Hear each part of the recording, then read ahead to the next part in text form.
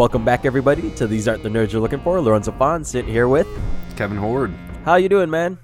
It's another wonderful day. Yeah. Recording a little bit late on Fat Tuesday. Yep. And, we're going to get this one done, get this cranked out, and out to the ears out there, Definitely. I suppose. Yeah, it's definitely partially my fault because I have been fighting a cold, so I don't know what my voice actually sounds like. It sounds stuffy to me. I'm also... a little stuffy. You're good. Yeah, definitely recording with a bunch of holes in my mouth as well, so you might hear that kind of crackling around, but it's very necessary. I'm glad you enunciated there. Right. I will try my best to continue that. We're going to be talking on Star Wars Resistance, the episode that aired on March 3rd here.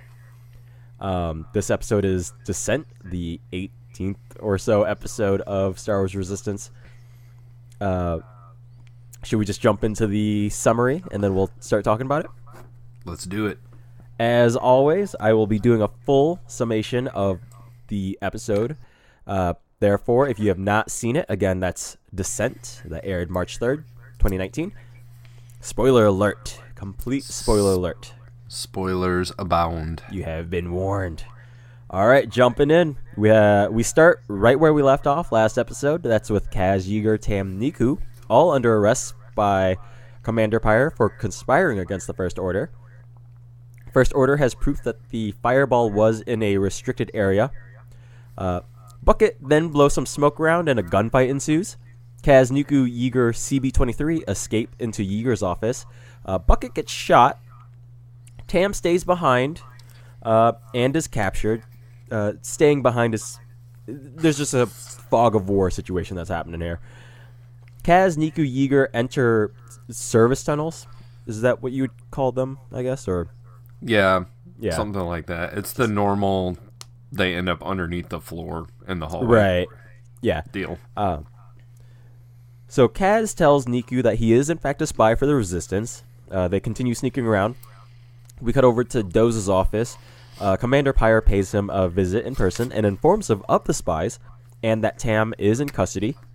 Pyre readies the dock for the arrival of an Agent Tierney of the First Order Security Bureau. Yeager wants to send a message to the Resistance, but communication is blocked. Troops overhear them talking while they're under the floors and spot Yeager, Kaz, Neeku. We cut back to Tierney arriving, and she requests pretty quickly to speak to Tam. We cut back to Yeager, Kaz, and Neeku being chased by the troops. They get caught in a dead end, and then the floor drops out, and they are rescued by the shell folk down beneath. And along with them is Kel and Isla. We then cut back to Tierney, who questions Tam, asks about the Resistance, what she knows about them, asks if she knows Poe Dameron. She knows Poe Dameron is a friend of Kaz and Yeager, but nothing beyond that. Doza interrupts Tierney, Doza who was standing behind Tierney. And Tierney basically calls... off this little meeting here and says she can't interrogate Tam with all this distraction. So she takes Tam elsewhere. We cut back to the shell folk with Yeager, Kaz, Neeku. Turns out they did indeed save Bucket. They caught him in a fishnet. Kaz vows to save Tam, send a message to the Resistance, and kick out the First Order. We cut back to Tierney, who continues questioning. Reveals Kaz is a pilot and has family history and... sorry, I just worded that word. She reveals to Tam that Kaz is a pilot and gives Tam the true family history that Tam was unaware of. Reveals that Kaz is from a wealthy family from Hosnian Prime. We then cut to Kaz, who forms a plan to drop the Colossus into the water and then just simply swim over to the communications tower to lower the blanket. They're trying to get a message to Doza to close the bulkhead door before they can run through this plan. Otherwise, everybody will drown and bad things will happen. So we get CB sneaking up to the tower to inform Captain Doza of the plan to sink the Colossus. Doza thinks it's crazy and allows the plan to proceed anyways. So Kaz and Yeager shut off the main turbines, which then starts lowering the Colossus into the water. Tyranny runs up to Doza and asks what's happening. Doza feigns ignorance to this and mentions that it's possibly a reactor malfunction. Doza sends out an emergency alert to all the citizens and seals the bulkheads. Colossus then lowers all the way down, up to the tower level, basically. So the tower is the only part that's still above the water. Just like the top of the tower, right? It's not the entire thing. Yeah, basically. It's basically like Doza's office and above. Yeah. Kaz, Yeager, and CB swim to the communications tower then, as planned. Tierney and Pyre do communicate amongst themselves behind Doza in his office that they find the timing of this emergency very suspicious. Kaz and Yeager do get to the communications tower bay thing, and they do disable the comm blanket. Pyre is informed that the communications blanket is down. Doza claims that it could be water damage, but Tierney looks out the window and says, well, that part's still above water. Kaz does get a message of help to Leia. Pyre and troops arrive. A gunfight ensues. CB is able to download a message back from the Resistance. With that, Yeager pushes Kaz back into the water. Yeager stays behind above and gets arrested fairly promptly by Commander Pyre. We cut to pirates out at sea, and they have intercepted Kaz's message to the Resistance. That gets read aloud, and we see Sinara kind of looking on. We cut back to Kaz, who returns to the lower level. CB plays Leia's message. She is unable to send help as all the ships are needed elsewhere. Leia does offer the location of the next base the Resistance will be heading to. So if they are able to escape, that is where they will find aid. So then Kaz rallies to rescue friends and take back the Colossus. And then we cue fanfare. Cue fanfare. Yeah. And that was definitely I had a page and a half of notes on that one. So, whoa. Yeah, a lot happened. This is like Lorenzo writing a novel. Right. Usually I'm down to just one side of a sheet. So, so I'm 1.5. Last notes are the director of this episode is Bosco Ng, and the writer is Paul Jacopo. And then Agent Giacopo. Agent Tierney is played by Sumali Montano. So that was the main new cast member for sure. The new character completely is, being introduced here. Yeah, so we will. We'll talk about her. Yeah, we'll get to that. You want to start there? You want to start somewhere else, or let's just start with the new character. What do you think of her? What do you think of her role too? I think the design of her character is really nice. I think that it is executed well. Mm-hmm. I think that the character is completely pointless. I agree. I don't know what she's doing that Pyre couldn't have done. This is another one of those cases, and we've talked about it. Like, we have so many levels of, like, who's in charge of what, and who's the boss of who, and taking orders from this person, and this is just one more person other than Commander Pyre to throw into this, and I don't know why. And I agree, I like her design, but I'm not going to lie. When she first stepped off the ship, for a hot second, as somebody who has not played Battlefront 2 yet, okay, she bears a striking resemblance to the Imperial officer character from what I've seen of the trailers. Okay. But also because that character model in the game is based on a real actor who I've seen she was on True Blood. Okay. So I recognize her from that. I know who she is, just I have not played Battlefront 2, so I don't know the character. Right.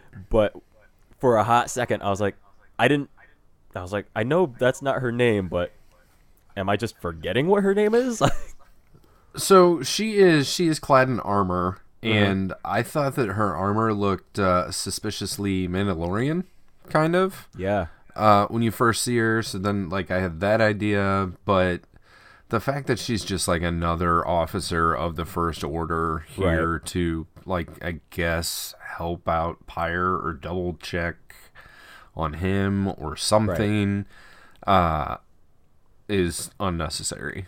Yeah, we're getting so overcomplicated here again that like it's not gonna be long before we realize like the First Order has like their own like giant Senate chamber, and we're gonna get introduced to all of these characters. Like, Right. I mean, just in this, the hierarchy is like Phasma, Captain Pyre, Major Von Reg, right, Major Von Reg, then, and then Agent Tyranny. Security Bureau, Agent Tyranny. Like, so, it definitely stuck out to me.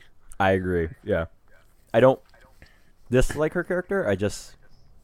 I agree with you. Unnecessary. Yeah. So, when Yeager's crew is arrested, Pyre says we have visuals of the fireball in Sector Epsilon 51-3.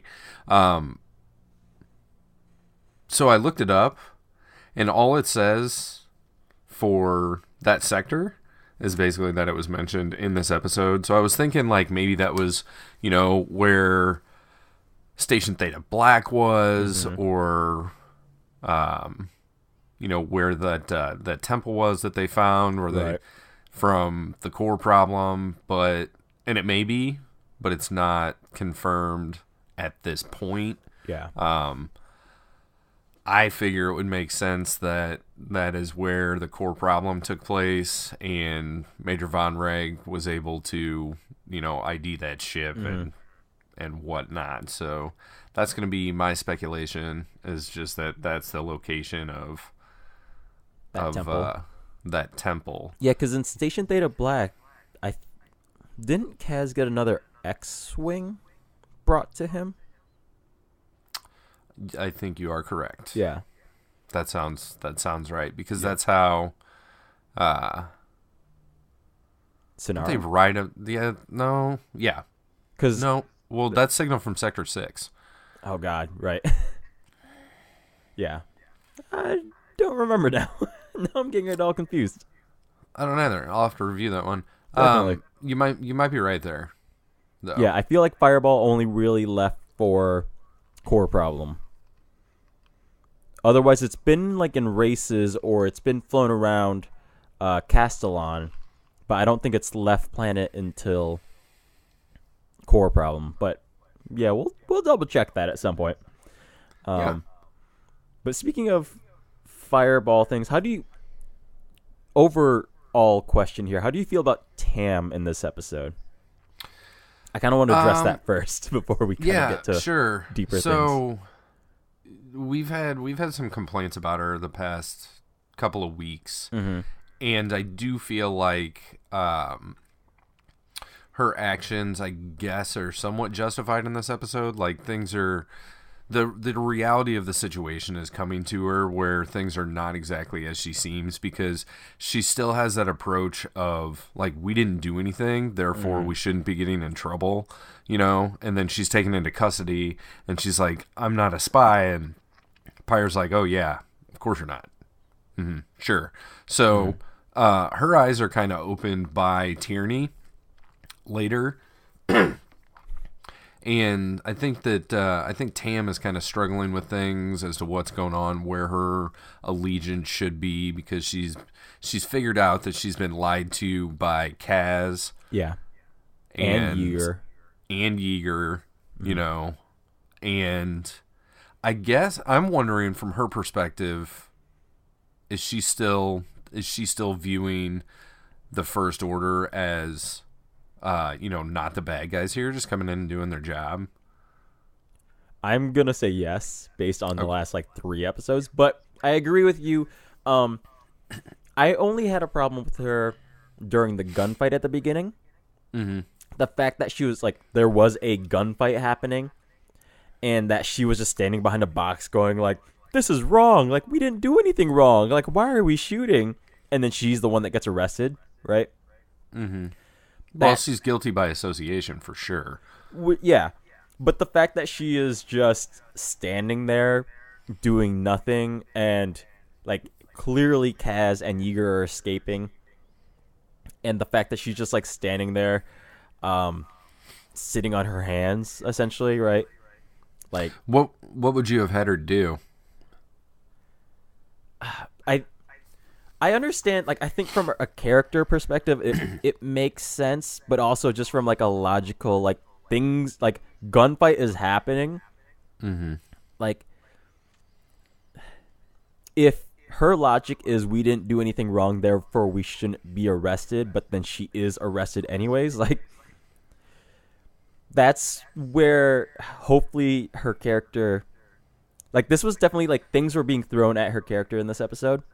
Mm-hmm. I definitely hope in the next couple that we kind of finally get her to either, like, pick a side, essentially, like, once and for all. Right. So I don't know if there's something, like, just from a logical standpoint, again, this is probably against character, but, like, you see your friends running, why aren't you running, right? I think she's a bit in shock, you know, like,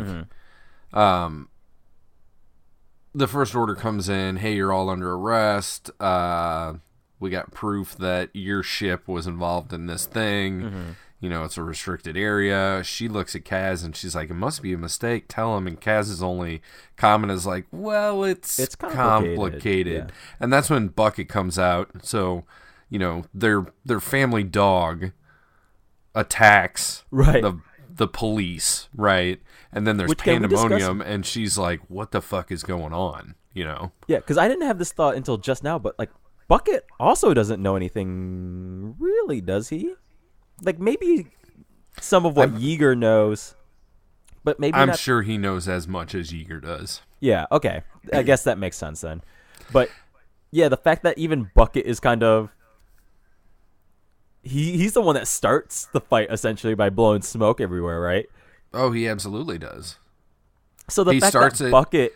Yeah. He starts it and he finishes it. I mean, at the end of the fight, he gets shot and he falls off the platform and dies. Right. So the fact that Bucket is the one, like, instigating this action and Tam is just standing there going, like, what's happening? Like, what's going on? Like, it's just... It makes sense for her character. It's no less frustrating to me.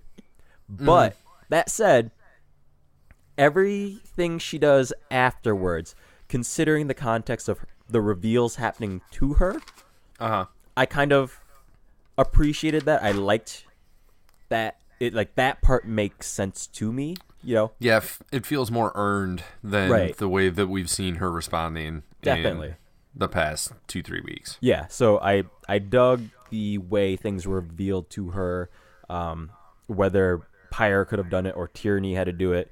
That is just nonsense to me. Because here, like, I could have almost had, like, if Pyre needed to talk to somebody, it could have been Von Reg to me. You know? I think the reason that they brought Tierney in is to bring, like, this softer side to connect with Tam. And I don't know that I don't know that Pyre talking with Tam, although, you know, Pyre could have taken her to this bar and sat her down, took off his helmet and said, look, we're people here. We're not just I was gonna say, like, an unmasking armor and whatever. Yeah. An unmasking would have gone a long fucking way right here. For Pyre or Von Reg to be exactly. I was thinking the same thing as soon as you said it.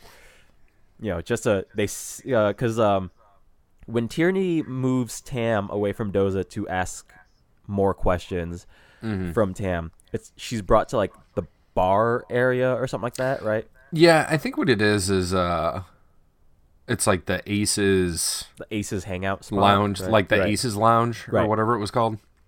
I think that's where they headed off. Yeah, to. so they had, like, the bartender droid there, and Tierney is like, order a drink if you'd like, you know. This is a really bad reference, but it half reminded me of the first Scary Movie when Cindy goes to see Miss Man, and Miss Man's like, have a seat, Cindy. Take off your bra if you'd like. Oh God. Different show. Wrong show. But just that effort to make Tam comfortable was just that's the part that intrigued me, right? And I understand that, but at the same time, using the characters we already have, Von Reg or Pyre, I feel like that from an audience standpoint, having a character that we have known for multiple episodes to show that different side rather than bringing in a new character to be that new side, right? Would have gone a long way. Anyways, so Tierney shows Tam Kaz's service record is what she calls it, and she hands this data pad over, right? It's a whole bunch of Arbesh, and what it says is it's got a picture of Kaz, it says service record, and then it's basically just some stats about him.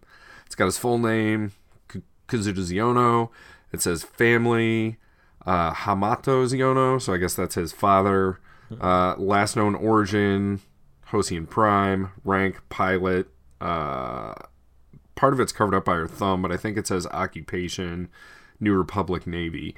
I wouldn't really necessarily call this a service record, but this is, Tam definitely takes this to heart. And then kind of on the flip side, whenever we jump over to the Kaz Yeager Neeku trio, Kaz is like, no guys, we need to go get Tam. We need to go save Tam. We need to go save Tam. So, I thought that showed some dedication to character on his part, because even though he knows that they have opposing views as far as the First Order goes, he knows that she's in trouble, and that's all he cares about. Right. And it shows me that Kaz, despite the disagreements, does regard her as a real good friend, right? And I will say the evolution of Kaz definitely took 5 steps beyond in this single episode. Okay. And I really dug it. I really dug his gusto, shall we say. His he would just create a strike plan where he's like, we gotta send a message, we gotta rescue Tam, and we gotta kick the First Order out. How are we gonna do this? I don't know, but this is what we gotta do, right? So, we're a long way from the I need to spy. How about spying stuff? What should we do for spying stuff, BB? I'm a spy. Let's stand behind this box. Right. I don't know. I feel like I'm not spying enough. I'm not figuring anything out. Whereas in this one, there is a problem. He wants an attack plan. Let's figure out how to make this attack plan work. Yeah, I totally agree with you. I got a couple of quick questions for you. Yeah. One, did you think that Bucket died? For a hot second, I did, honestly. Because he gets shot in the back, essentially, and then his chest bursts on fire because he doesn't have the outer shell of most droids. He just has a skeletal system and then the innards, right? Yeah, he's like in a Phantom Menace 3PO version of R2-D2. That's a good way to put it. Because also, we had talked before about how Bucket was kind of underutilized, so I kind of figured this was them just going yeah, he's not really useful, let's just kill him off here. And I was not gonna lie, all for it. Yeah. He does come back, so Yeager's really excited about that. Next quick question was, when our trio gets caught under the floor, are these the best stormtroopers ever? Because they're overheard, right? And the stormtroopers are there they are. Normally you would just continue seeing the stormtroopers walking overhead. Keep walking, yeah. And that would be it. And there would not be this chase scene or anything. To be fair, and Kel and Isla bring it up, Kaz is basically yelling every time they're talking underneath the floor or in the service corridor or whatever you want to call this. It's not even a feigning whisper for the sake of television, because sometimes it's loud whispers will happen on television, and that's fine, right? Like, there's just something about how, like, I don't have to change the volume of my voice, but just changing kind of where it's coming out of my mouth. Right. It's just a loud whisper. But no, Kaz is just like, what do we do, guys? We gotta go get Tam and blah, blah, blah, blah, right? You know, I mean, he's emotional, so I get it. And yeah, and that's fine. So the fact that the stormtroopers hear him, I was kind of happy about. What I am mildly confused about is the stormtroopers see them drop through the floor because they like, get "Fuck trapped it." in a dead end. So like there are stormtroopers coming from both ends of a hallway. They drop through the floor, and then Kel and Isla do tell them to go to a hiding spot, but we never really hear of stormtroopers getting close or anything while underneath at all. Yeah, and the way that it's set up is that they're like in the middle of like a three-way intersection of a hallway, and there's like troopers down each of them, and so they would clearly see them fall through the floor. So you think that the three of them would walk up and just pick the grate up, Right? and see what's underneath. But when the stormtroopers get there, they do that kind of "where the hell did they go" thing. Right. So maybe they didn't see him, but I mean, it definitely looks like they're like there's a visual, you know. Yeah, like you're all walking towards the same direction. And like one of you guys had to see where they went, right? So maybe Isla, who I think is force sensitive, did some little bit of some force distraction on them, and they all three happen to just look over their shoulder at the same time as she like pulled the grate loose, and everybody fell through the floor. And then when the stormtroopers like turned their heads back straight, they were like, what the fuck just happened? Where did these people go? That's what I'm going with. I would have appreciated there's like my headcanon explanation for you. I would have appreciated like a good like I'm Batman moment where like smoke just comes up, you know. They drop a smoke bomb, like boom. like if CB-23 did the same thing that Right. Yeah. that bucket did, like blow a bunch know. of whatever steam, smoke, fog machine happening. Yeah. Like that Yep. would have been the perfect moment for CB's round body just to spin around and spew that shit out, right? I totally agree. Let's move on to the plan. Of sinking the Colossus, which, number one, why can't it do that? Like, I didn't know it could do that. Why can it do that? What is the purpose of it being able to do that? Why was it built that way?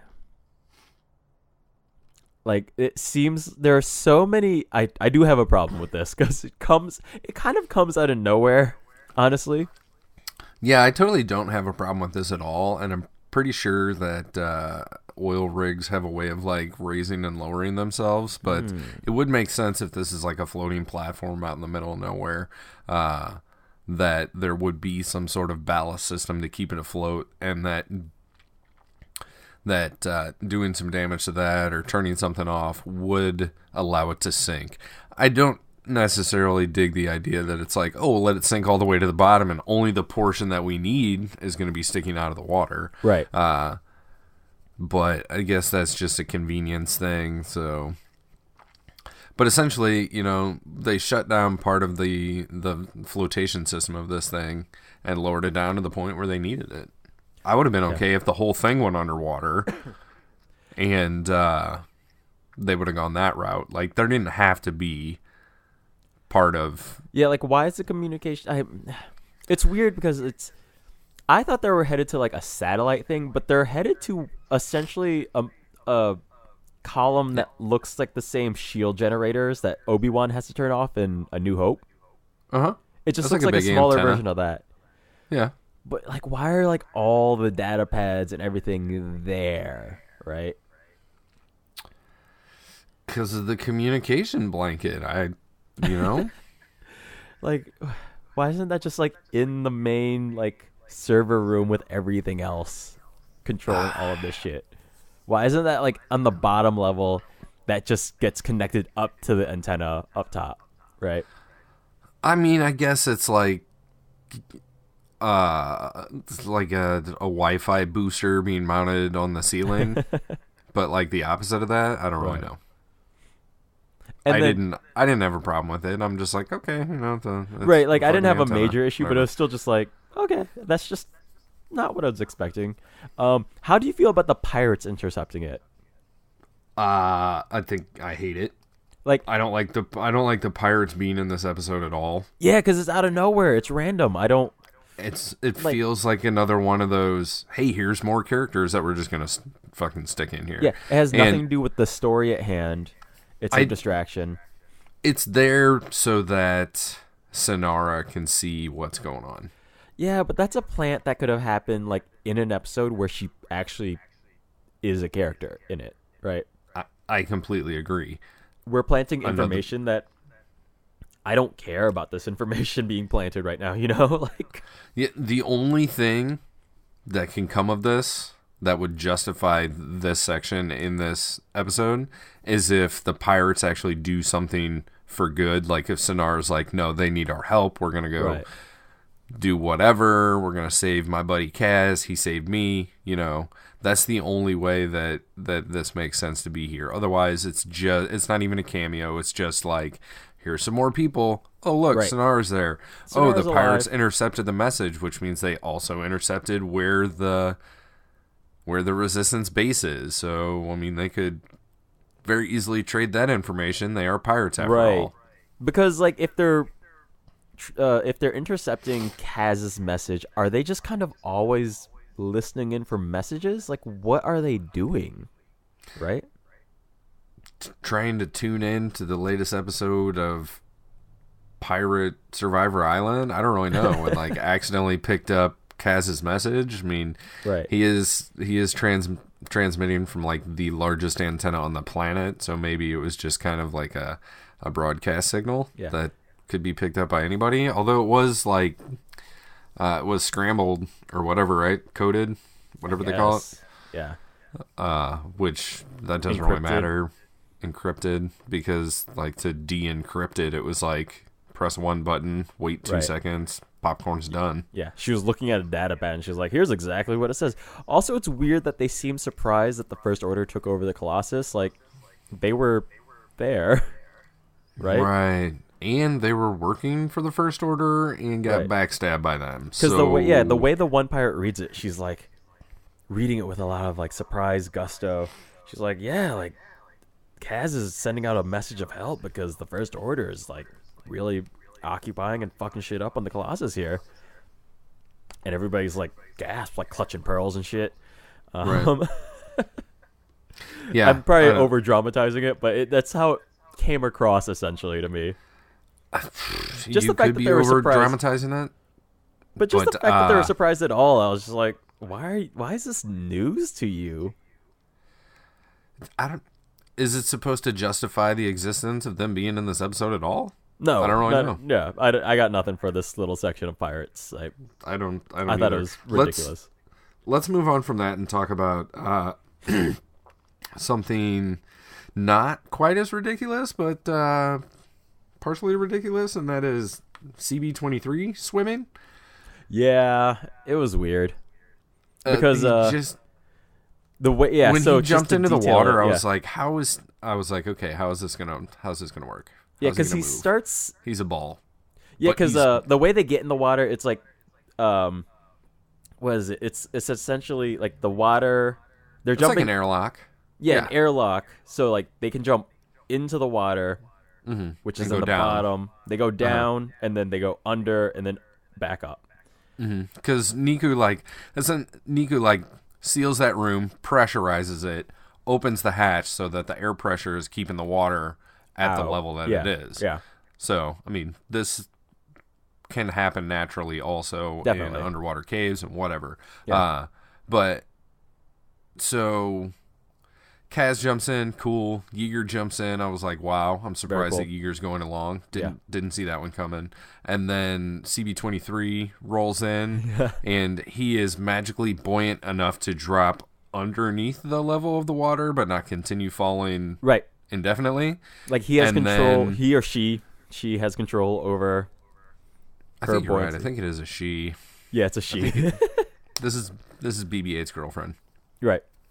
So she is able to, because visually it definitely played weird, where she starts sinking. And then she's got a fart propellant. Yeah, which is weird.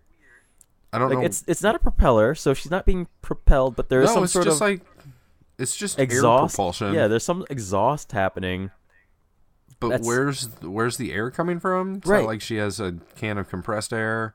And then Yeager grabs onto her, and Kaz grabs onto Yeager, and they're just chilling. They're just sailing along. Also, they've made mention of how icy cold these waters are before, and they've got no dive suits. They've got nothing. You know, Kaz has his short sleeve shirt on. Yeah. He's basically down to his underwear. Like, he's got, like, compression shorts at most on is kind of what they are. Yeah. So, pay attention to the details of your own show, I guess. You know, whatever. Their plan is to swim up to the thing. Hey, it's an effective plan. Yeah. It works.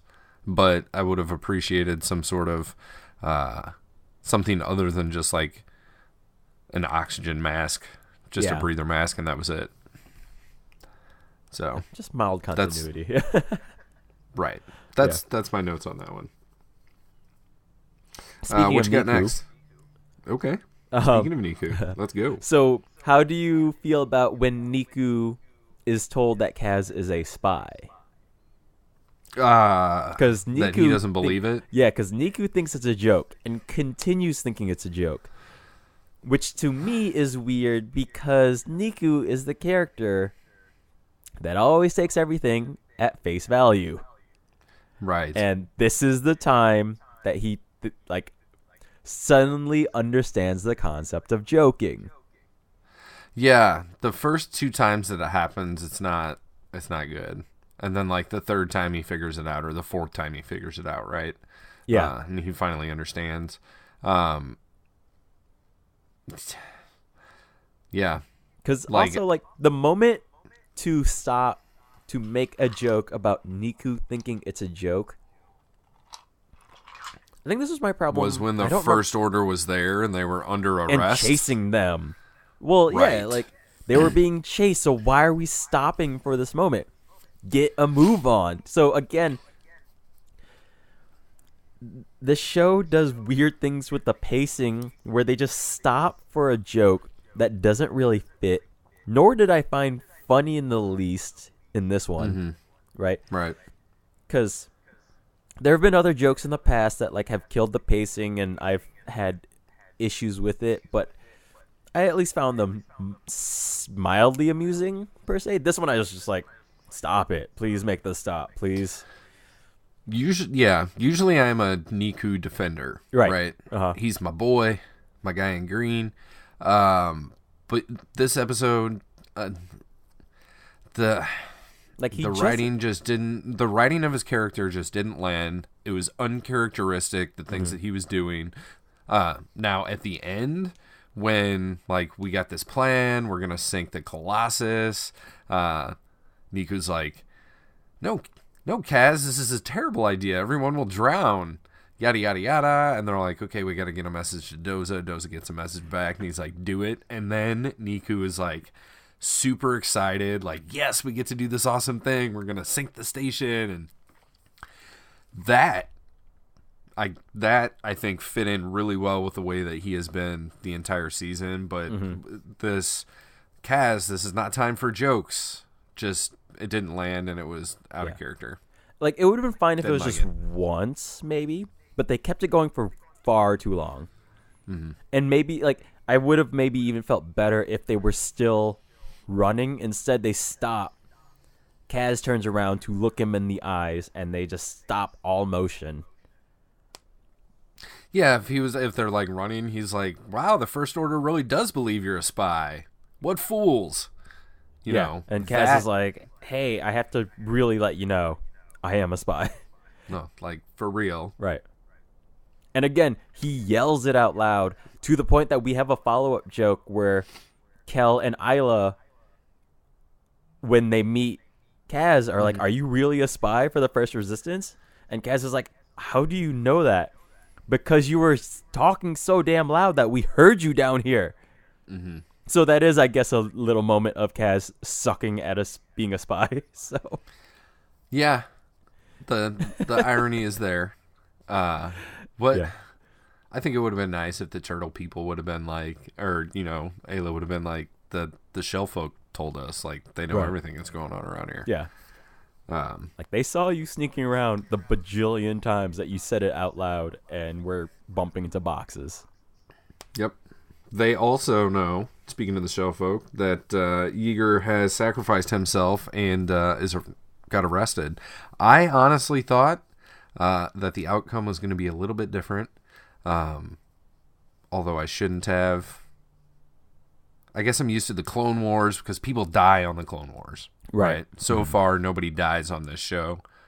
But when Yeager pushes Kaz back into the water and then tells CB that he needs to go, I thought that the troopers were just going to round the corner and he was going to get shot and he was going to be done.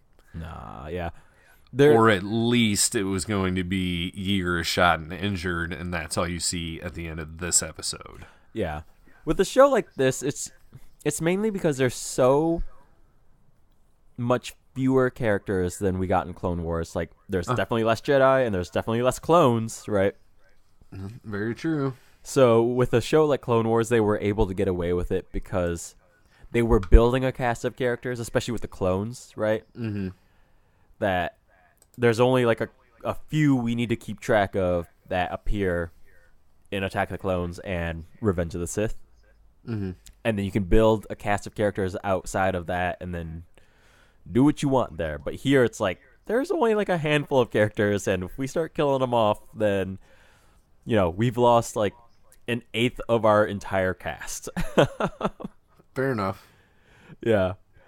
So I down later in the series, I don't think we'll be immune to people dying. I don't see it happening in season 1. I will be the first one to be fully surprised if any of the good guys die, except maybe Bucket. If Bucket dies, then but they've already kind of like faked out here, so we'd kind of I don't think they'd do that again. Yeah, maybe CB23, but CB23 hasn't been on the show long enough, right? But yeah, I don't see Neeku dying. I don't see Yeager dying. Tam might turn at the most, right? Maybe Doza, like Doza sacrifices himself or something for Torah or for Kaz. Or who would die is going to be any of the aces. Yeah. Yeah, if somebody's dying, it's going to be the aces. One of the aces or Yeager's brother. Oh, yeah, I forgot about him. He was Star-Lord Jr. or something. Yeah, what was his goddamn name? It was Space Runner. I remember it being a cool name, too. I just don't remember it now. Yeah, it's going to be slipping my mind. It's going to be like some weird character. Like I don't think they're going to kill Rucklin. Like any of like the weird auxiliary characters, it's not Rucklin. Well, we've already lost Aunt Z and Hype. Yeah, Hype Phazon. I do not see them coming back this season. I think I predicted that before. Yeah, I agree with you. I don't think they're coming back either. Yeah, not this season anyways. Like, do you want to do any predictions for the season finale, this 2-parter, No Escape Part 1, No Escape Part 2? I think I don't know.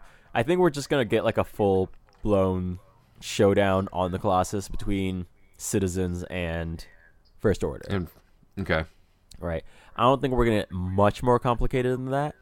I definitely don't see any of the major movie characters. Like, I don't see Poe coming back. I think we're deep into Force Awakens territory now. I mean, we should be. Right. So, which kind of counts out Phasma, which is interesting because I would have expected Phasma to return for something other than the last time that we saw her, I agree, yeah.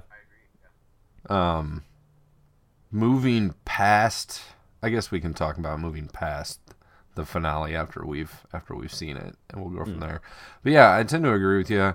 We're gonna have a bunch of First Order activity on the Colossus, and I think we're running out of time as far as the characters that are in the movie and in this show to be in two places at once. Definitely, So yeah, I just see like a citizens resist the First Order sort of situation is kind of a continuation of what happened a couple episodes ago where there was like the protests in the market. Yeah. We'll see like an escalated version of that is my guess. Yeah. That would have been the new trooper. That was 2 weeks ago, I believe. Yeah. So that's my guess. You know, Kaz will rally again, and then instead of just throwing fruit at the stormtroopers, we'll get maybe more heavy duty stuff. Do you think Tam's going to come back around, or do you think that she's sold? And the kind of what I see happening is that Kaz and crew are going to rescue Tam and Yeager and potentially Doza, because I would imagine that Doza is probably detained at this point. And there's going to definitely be that fight against the First Order. I don't know what they're going to be able to do to convince the First Order to leave, because the First Order's resources are simply bigger, and maybe it will just be the defeat of Starkiller Base, and they're like, oh shit. Oh, yeah. Like, something big happened. The Colossus isn't worth our trouble. We've got to go regroup. It's nowhere near priority now, yeah. Right. Yeah, I definitely... Tam is going to turn. I think we're going to get a Tam sees through the lies of Kaz sort of situation. And she'll be butthurt about that, basically, is what's going to happen. And then whether or not it's logical, you know, she's just going to be angry. That's my guess. Yeah, I don't think with the that way her character has been going. I don't think that she's going to join the First Order, but I do think that when it's all said and done, Kaz is going to be like, hey, you're my friend and all this stuff, and she'll say something to the effect of, friends don't lie to each other, friends tell each other the truth, you know, I don't think that I can trust you anymore. Like, Yeager's shop used to be a family, and I'm not part of that family anymore, and just turn her back and walk away. Even if she throws out that argument, I'm not going to lie, like, I would still give Kaz, like, look, lying is bad. We got that. But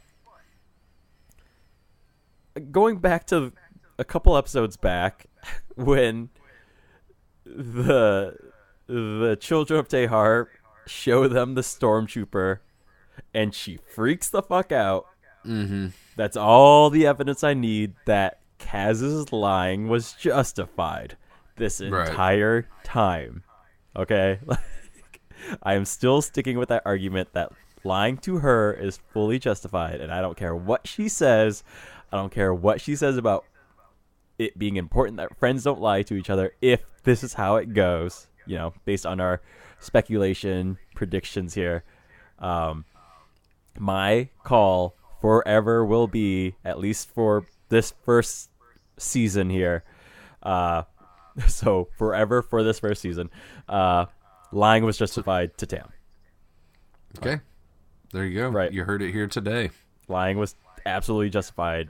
Lying to Tam was fully justified. Because she cannot handle the fucking truth. And she has shown herself to not be able to handle it multiple times. Yeah, her character seems to have gone through not the character arc that I would have thought. She's definitely different than when we saw her at the beginning of the season. I'm definitely interested to see where she's going to come out on the other side of the no escape, shall we say. So unless you've got anything else, I figured we'd wrap this up. Yeah. One word review, thumbs up, thumbs down. Starting with the judgment, all that said, I did enjoy this episode, so that's a thumbs up for me here. Okay. it was a fun enough episode for sure. There are a lot of logistics problems, right? And yes, every now and then the pacing gets killed by various jokes. But that said, Kaz, his character finally gets to a point where I think he's calling shots now. He's not being put in situations that he's kind of growing with. Like, I think we're almost there, right? So, and what's crazy that you say that is recently I went back and I rewatched part of The Recruit, the first episode, and when we're introduced to Kaz, like, he flies in with some other X-Wing pilots, right? Yeah. And they're on a mission to deliver this message or whatever. And Von Rig shows up. We don't know that it's Von Rig yet, but Von Rig shows up. And Kaz is like, hey, everybody else, you guys out of here. Like, I'm going to do this. We can't all stick around. Not all of us are going to make it if so. And they're like, are you sure? And he's like, absolutely. This is my job. This is my duty, whatever. And then he gets down to the planet, and then he's just like a walking goofball for a while. And I feel like he's finally come back up to that. And I don't know if it's because he was sure of himself in the New Republic Navy, and then it was like new territory and he had to find his feet again, but either way, he has. Well, that gets to my problem with Kaz at the beginning of the show. We see him there. We see him being pretty badass. Right. And then immediately he becomes this bumbling idiot, and I just did not understand that quick recession there. Of character. And I agree, like, this is why I like him here, because we see him back at where he was then, and definitely more on top of things for sure. This is just kind of where he should have just been the whole time. He's definitely finally made it full circle. You got a one-word review for this one? You reminded me too when I did watch this on Sunday, and I'm not gonna lie, I think I did think of something, and it's completely gone from my head now after a couple days of fighting this cold I've had. One word? No. Like, it's in a single, like, maybe a single sentence where it's like, you give me a sentence and I'll pare it down to a word. Like, what you got? It's good but not great. Like, good but not still messy. Like, tyranny is the one that, like, definitely throws me off on this episode. I like this episode. Tyranny is easily the part of it that makes it very messy to me. That would be the only like real criticism I have of this episode. That said, overall, I still enjoy the episode. Enjoyable, I guess. Sure. We'll stick with enjoyable. Yeah. Talking it out. Yeah. Yeah, it was a fine episode. Also, this episode felt like a Star Wars episode to me. Does that sound weird? Like, it just felt more Star Wars-y? It kind of felt like just like a smushing together of a bunch of different Star Wars ideas. Yeah. Had I only watched this one time prepping for the show, this would have gotten a thumbs down for me. The second time I watched it, I liked it more, and I feel like the next time that I watch it, I'm going to like it even more. So it was at like a 48%, and now it's at like a 50.5, and that'll go up. So this one just barely creeps by with a thumbs up for me. And the things that I didn't like are just adding a new character in Tierney. Yeah. Like I said, I think that Tierney's character is great and done well, but she's unnecessary. Like, we've had too many of these. Now we need like another first order baddie, right? And there are only 2 episodes, so why are we introducing a character now? Right. Unless she and Tam team up and they continue, their story arc continues through into season 2. I don't know. But why now? I'm right there with you. Second, the pirates. Yes. Completely unnecessary. Third, when they send in CB23 to go and get a message to Doza. Yeah. We get another, like, Lassie situation, but it's only for, like, 2 scenes, and that's it. Yeah. So it's not like a through arc. It's just... I will agree. I didn't expect that scene to just kind of happen. For all the trouble we've had of people sneaking into the tower, CB, we didn't quite detail this, but like CB steals a tray from another robot and then brings the tray up to the tower and is like, "I'm just delivering food." Yeah, he just beats up a black BB droid, right? Like the Imperial BB droid, and she just rolls up, drops food, and like Doza's like, "I didn't have a food order," and she like wiggles it off the top of her head. Yeah, I agree. And like, then Toro recognizes her. I feel like Kaz could have probably just done what Doza did, right? And just record a message and be like, right, yeah. Doza, here's what we're doing, yada, yada, yada. But I got that Lassie vibe, Yeah. which was weird. It may be since we just kind of had an episode of the Clone Wars a month or so ago, probably 2 months ago now, that was in that vein. It was R2 come home, right? Yeah. And R2 becomes Lassie for an episode. In this one, CB becomes Lassie for like an eighth of an episode. Not and even that, like a 2-minute scene. Those are my 3 things that I could have done without. Yeah, in this episode. Like, yeah, I agree with you pretty much wholeheartedly there. Like, this isn't, like I said, this is not a great episode. It was enjoyable enough, and the stronger parts outweighed the flaws. And the pacing for sure is off, because that's another scene I kind of blocked out of my head, where it kind of, the story just stops just to kind of play up this joke of Tora like getting so excited about this crazy plan, and Captain Doza is like, no, that's a legit crazy plan. Tora's like, I know, it's great. It's gonna be wonderful. It's gonna be fabulous. Later she does, freak out. Does kind of regret that. Yeah. Because there's pandemonium's going down, everybody's fucking running around, and she's getting knocked around by the aces running up and down the hallway, and she was like, pet is like running away or whatever. She's like, yeah, her dog thing. Yeah. Dog chicken. Yeah. So chicken feet. I agree with you. Like, this is like a strong like C+ episode, right? Mm-hmm. This would be a 2 on a 3-point scale, no doubts. Right. So real quick, my 1-word review of Descent is decent. Yeah. Yeah. Like, it's not great. It's not bad. Yeah. It's decent. It's okay. Yeah, it's fine. It's fine. It's fine. I think like, I wasn't bored, right?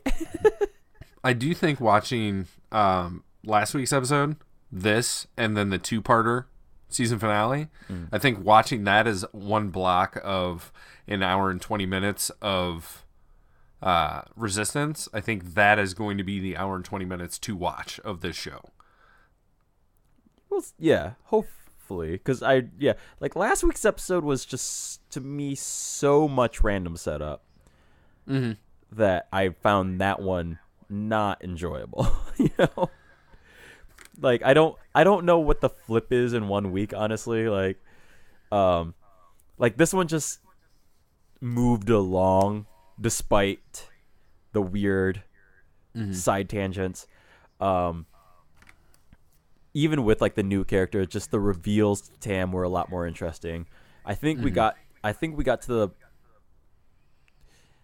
I enjoy the reactions of characters and the growth within the reactions at the very least that we got here. So again, back to Kaz kind of taking command, even giving Yeager orders, Tam kind of figuring her shit out and her relationships and getting a reassessment there, right? Even she's at least moving in the right direction. Right. Even Captain Doza, kind of being able to take orders from Kaz, which really, like, if you think about their relationship, they don't really have one. So the fact that Kaz is... I feel like Doza knows more about Kaz than Kaz knows that Doza knows. Right. Yeah, because he's got some intel. Because we still had that cliffhanger from ages ago where he was looking at a data pad of Kaz, right? I forgot about that one. I thought you were going to bring up the Imperial officer uniform in the closet. Well, because Kaz knows that, but then we had that weird there's some weird cliffhangers that kind of just haven't done anything yet. Right. Yeah. Like the Imperial outfit, we got another mention via Pyre from, but we've gotten zilch on Doza checking the data pad on Kaz's intel, right? Yeah. Here's what we need to do. We need to take Pyre and Von Reg and make them one character, and then we need Tierney to do the role of Pyre, but 12 episodes ago. Yeah. And then take the pirates out of this one, and this would be a nice episode. I agree. Definitely agree. That's all I have to say about that. Definitely. So thank you, Forrest Gump. And unless you have anything else. No, let's just wrap this up. As usual, we like to give a thanks to Lindsay at Strange Fantasy Music. She's the one who put together the jingle at the beginning and the end.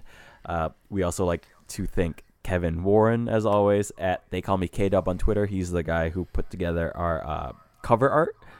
The animated, or it's not animated, I guess, but the drawing of the caricatures. I think illustration.